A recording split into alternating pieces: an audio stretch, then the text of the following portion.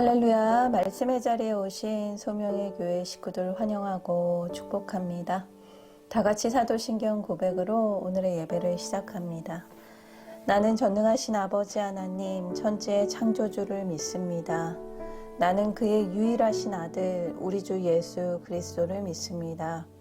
그는 성령으로 잉태되어 동정녀 마리아에게서 나시고 본디오 빌라도에게 고난을 받아 십자가에 못 박혀 죽으시고 장사된 지 사흘 만에 죽은 자 가운데서 다시 살아나셨으며 하늘에 오르시어 전능하신 아버지 하나님 우편에 앉아 계시다가 거기로부터 살아있는 자와 죽은 자를 심판하러 오십니다.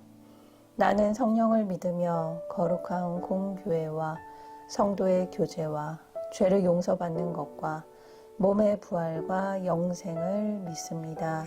아멘. 아멘. 오늘의 말씀은 데살로니가 후서 1장 1절에서 12절의 말씀을 가지고 이 새벽에 말씀을 나누도록 하겠습니다.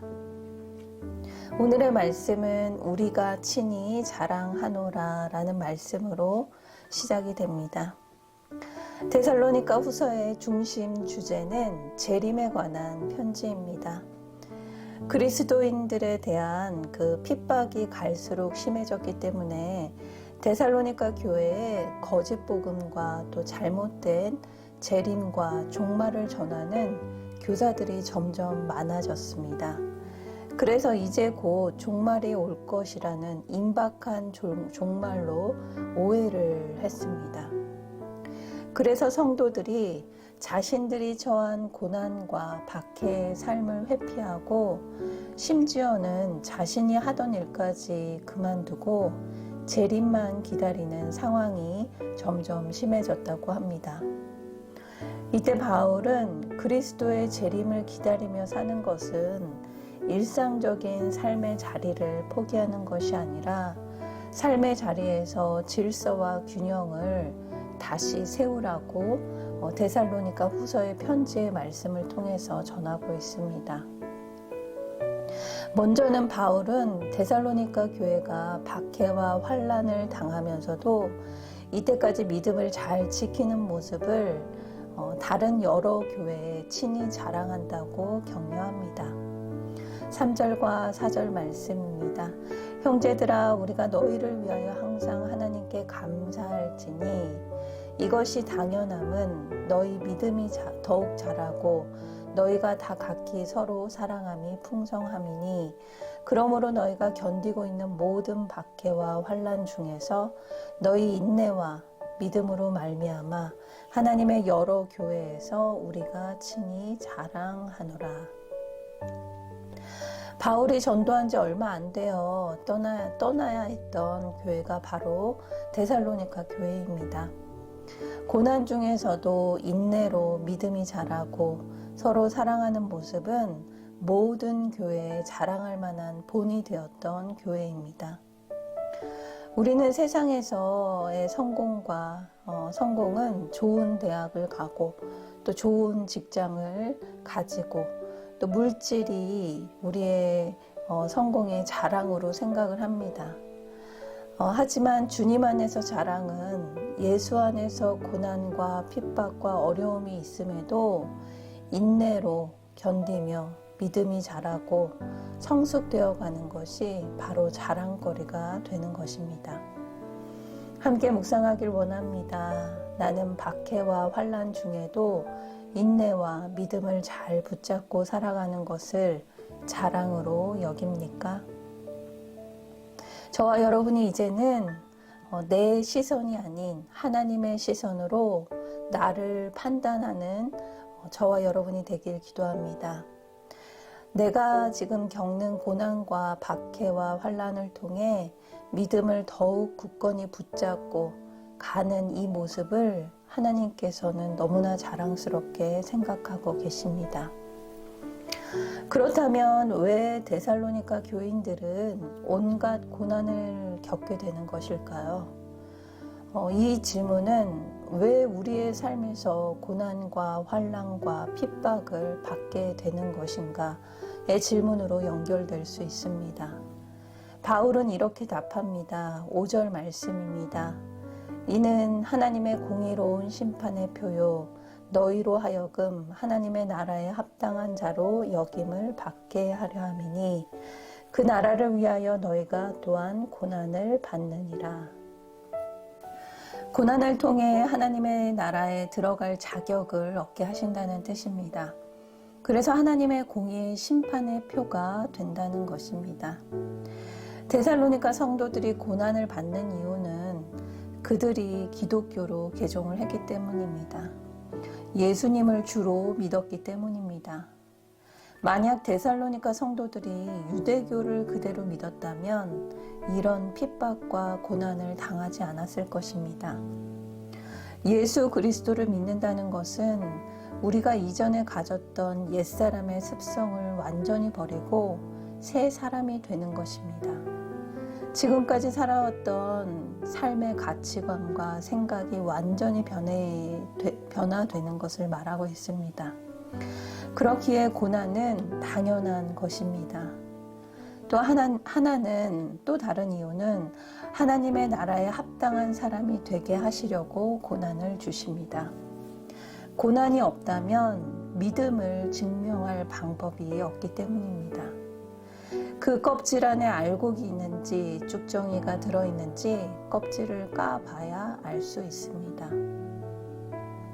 하지만 우리가 고난에 대해 의연하게 기다릴 수 있는 것은 우리에게 괴로움과 고통을 준 사람이 있다면, 그 환경이 있다면 하나님께서는 그대로 갚으신다고 말씀하십니다. 그리고 환난을 받는 성도들에게는 평안과 안식으로 인도해 주십니다. 6절과 7절 말씀입니다. 너희로 환난을 받게 하는 자에게는 환난으로 갚으시고 환난을 받는 너희에게는 우리와 함께 안식으로 갚으시는 것이 하나님의 공이시니 주 예수께서 자기의 능력의 천사들과 함께 하늘로부터 불꽃 가운데 나타나실 때, 하나님의 공의는 주님을 믿지 않는 자들과 복음에 순종하는 자들에게는 멸망의 형벌을 내리고 심판하십니다. 그러므로 복음을 전할 때 상대가 듣기 힘들어 할지라도 하나님의 공의로운 심판도 함께 전해야 합니다. 그래야 바른 복음에 복종할 수 있습니다. 함께 묵상하길 원합니다. 내가 받는 고난과 환난의 사건은 무엇입니까? 고난과 환난을 받는 지체들에게, 또 나는 주의 자녀들은 하나님의 나라를 위해 고난을 받고 하나님의 공의가 함께 있다고 전하고 있습니까? 저와 여러분이 겪고 있는 각자의 고난 앞에서 하나님의 공의를 바라보며 하나님 나라에 합당한 자로 오늘도 담대히 말씀으로 살아내는 저와 여러분이 되길 기도합니다. 우리가 당하는 고난과 박해는 예수님이 당한 고난과 박해의 부활의 영광을 우리에게도 주시려는 하나님의 부르심입니다. 그렇기에 주님의 재림의 날은 예수의 이름 안에서 영광을 받게 되는 날이기도 합니다. 12절 말씀입니다. 우리 하나님과 주 예수 그리스도의 은혜대로 우리 주 예수의 이름이 너희 가운데 영광을 받으시고 너희도 그 안에서 영광을 받게 하려 함이라. 변화된 삶을 살게 된 그리스도인은 결국 예수 그리스도의 이름이 영광을 받으시는 것을 위해 살아가는 것입니다. 저와 여러분이 오늘 하루도 우리에게 닥친 수많은 고난과 핍박 앞에서 말씀을 받은 자로 담대히 용기 있게 하나님의 영광을 위하여 전하고 승리하는 저와 여러분이 되길 간절히 기도합니다. 다 같이 기도하도록 하겠습니다. 은혜가 많으신 하나님, 오늘도 말씀을 통해 위로해 주심 감사드립니다.